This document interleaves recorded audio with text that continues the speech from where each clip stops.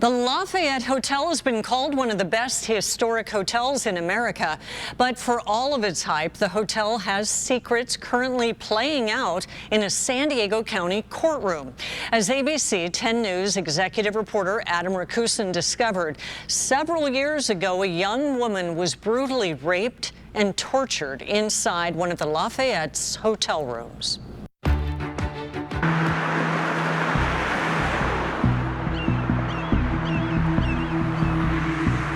It's a stretch of roadway rich in history and culture, one that almost predates the automobile. A stretch that connects San Diego to the East County, El Cajon Boulevard. By day, the boulevard is calm and quiet, but when the sun sets, there's a transformation. An electric nightlife filled with dining and drinks, all anchored by this historic hotel, the Lafayette. And it's actually known nationwide as a corridor for pimping, pandering, prostitution, and human trafficking.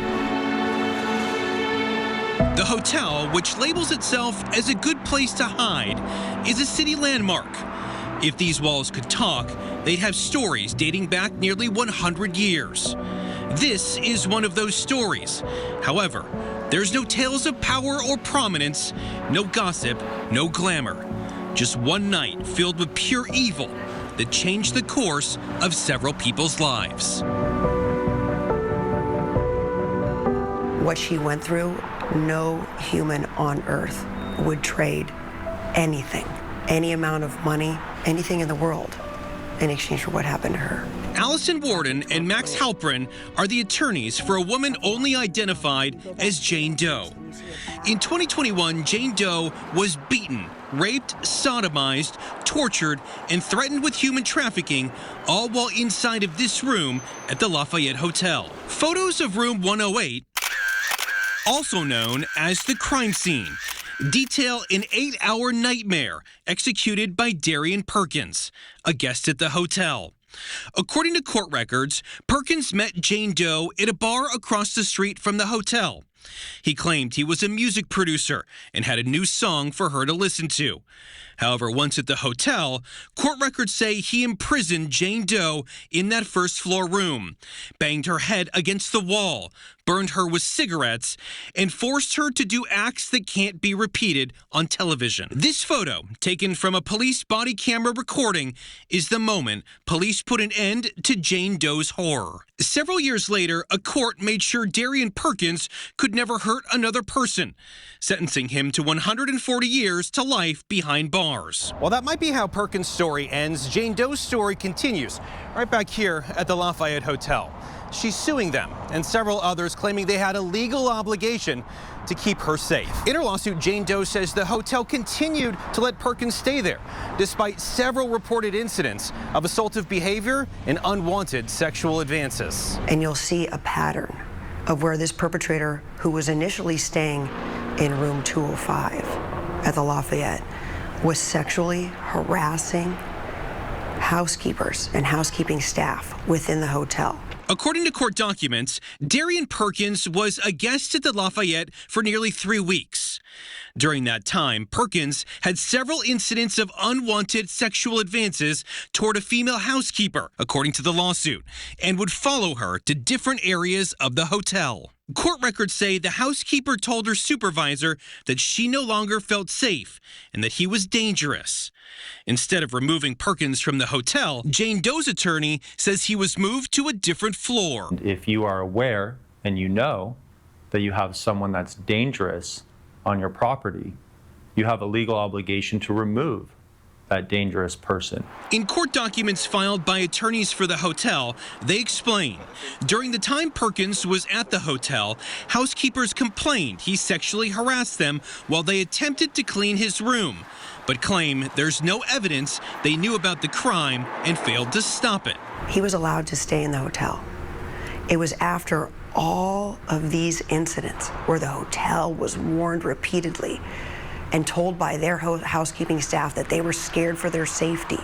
And even a supervisor saying, I don't believe you're safe going in the room. A male needs to go clean his room. They refuse to kick him out.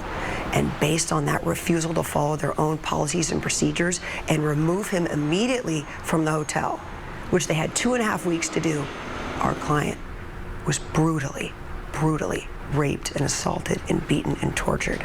The lawsuit also claims the hotel didn't train staff to recognize the signs of human trafficking or post signs on what to do if you spot it, something required by California law. According to Jane Doe's lawsuit, Perkins told her he would be selling her as a prostitute to other men and into the world of human trafficking. Court records say in between the acts of sexual violence, Perkins walked a bruised Jane Doe through the hotel to get more alcohol.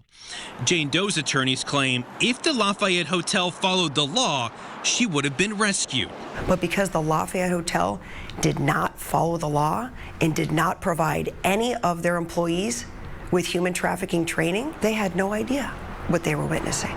While the hotel's roots date back nearly 100 years, the current owner is new. In March of 2021, about 2.5 months before the brutal rape and torture of Jane Doe, the Lafayette Hotel was purchased by a company called the North Park Yacht Club. State records show North Park Yacht Club is run by Arsalan Tafazzoli. Court documents filed by North Park Yacht Club deny all the claims against them. In a court filing, they say they had an agreement with Hostmark, giving Hostmark absolute control over the operation and management of the hotel. Tafazzoli also runs another San Diego-based company called CH Projects. They're behind some of San Diego's most popular restaurants and bars. CH Projects is listed as the current management company behind the Lafayette Hotel, but they were not the management company at the time of the incident. In a statement, a spokesperson told me when CH bought the property, the hotel already had a management contract in place with a company called Hostmark that they were still legally bound to honor.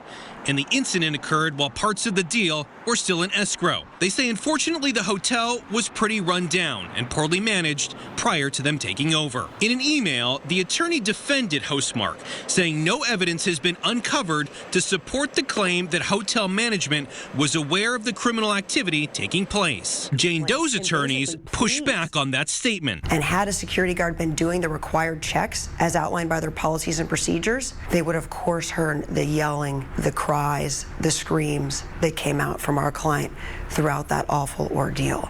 Jane Doe's attorney tells me for her, the lawsuit is about accountability. Hope that what happened to her will never happen to any other person. Adam Rakusin, ABC 10 News. The Lafayette Hotel has been called one of the best historic hotels in America. But for all of its hype, the hotel does have these secrets that have been playing out. And our Adam Rakusin just went into that court case, telling us about this case here in San Diego for this historic hotel on El Cajon Boulevard.